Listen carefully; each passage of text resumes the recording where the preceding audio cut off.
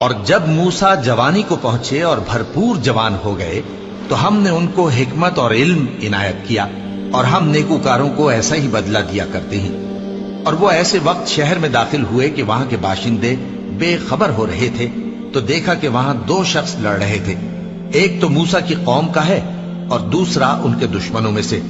تو جو شخص ان کی قوم میں سے تھا اس نے دوسرے شخص کے مقابلے میں جو موسیٰ کے دشمنوں میں سے تھا مدد طلب کی، تو موسیٰ نے اس کو مکہ مارا اور اس کا کام تمام کر دیا۔ کہنے لگے کہ یہ تو شیطانی کام ہوا، بے شک وہ انسان کا دشمن ہے، کھلا بہکانے والا ہے۔ بولے کہ اے پروردگار، میں نے اپنے آپ پر ظلم کیا، سو تو مجھے بخش دے، تو اللہ نے ان کو بخش دیا، بے شک وہ بخشنے والا ہے، مہربان ہے۔ کہنے لگے کہ اے پروردگار، تو نے جو مجھ پر مہربانی فرمائی ہے تو میں بھی آئندہ کبھی گناہگاروں کا مددگار نہ بنوں گا۔ الغرض صبح کے وقت شہر میں ڈرتے ڈرتے داخل ہوئے کہ دیکھیں کیا ہوتا ہے، تو ناگہاں وہی شخص جس نے کل ان سے مدد مانگی تھی پھر ان کو پکار رہا ہے۔ موسیٰ نے اس سے کہا کہ تو بڑا بہکا ہوا ہے۔ پھر جب موسیٰ نے ارادہ کیا کہ اس شخص کو جو ان دونوں کا دشمن تھا پکڑ لیں، تو وہ بول اٹھا کہ جس طرح تم نے کل ایک شخص کو مار ڈالا تھا اسی طرح چاہتے ہو کہ تم مجھے بھی مار ڈالو۔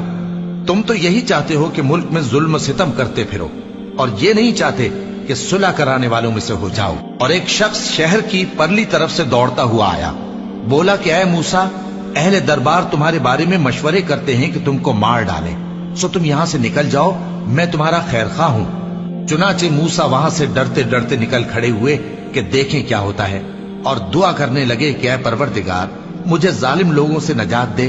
اور جب انہوں نے مدین کی طرف رخ کیا تو کہنے لگے امید ہے کہ میرا پروردگار مجھے سیدھا رستہ بتائے۔ اور جب مدین کے پانی کے مقام پر پہنچے تو دیکھا کہ وہاں لوگ جمع ہو رہے اور اپنے مویشیوں کو پانی پلا رہے ہیں، اور ان کے ایک طرف دو عورتیں اپنی بکریوں کو روکے کھڑی ہیں۔ موسیٰ نے ان سے کہا تمہارا کیا کام ہے؟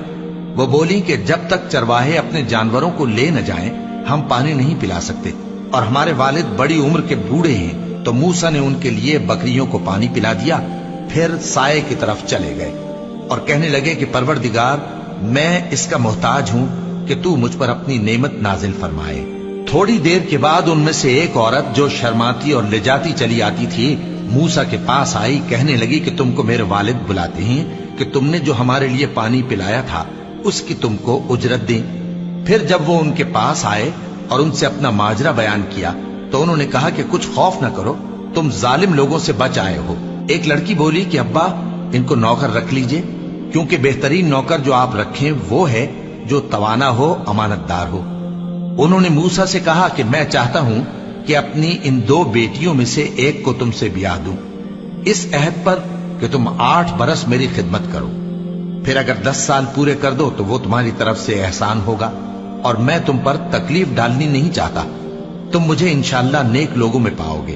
موسیٰ نے کہا کہ مجھ میں اور آپ میں یہ عہد پختہ ہوا، میں جو مدت چاہوں پوری کر دوں، پھر مجھ پر کوئی زیادتی نہ ہو، اور ہم جو معاہدہ کرتے ہیں اللہ اس پر گواہ ہے۔